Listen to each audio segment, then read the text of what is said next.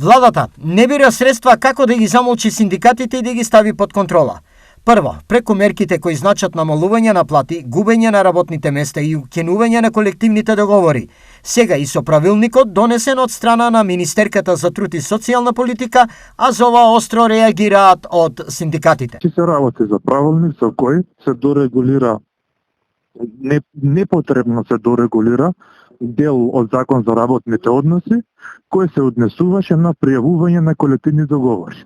Со самото тоа се кршат и Закон за работни односи, и Устав на Република Македонија, и сите меѓународни конвенции за слободно на колективно договарање. Се е транспарентно и во интерес на работниците. Реакцијата на синдикатот кој е неизоставен социјален партнер овој пат неоправдана. Велат од Труд и социјала.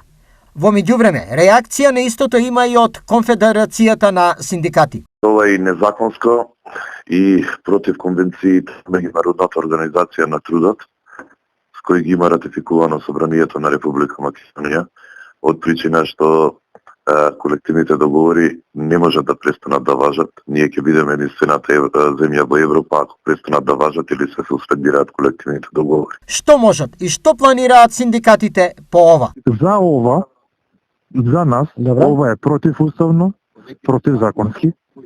Веднаш ќе биде испратена иницијатива од Уставен суд за укинување на целосно укинување на правилникот, ќе бидат запознаени светските еврејските федерации во кои што членуваме и ќе биде запознаена Меѓународната организација на труд, како и канцеларијата НЕУ во Скопје.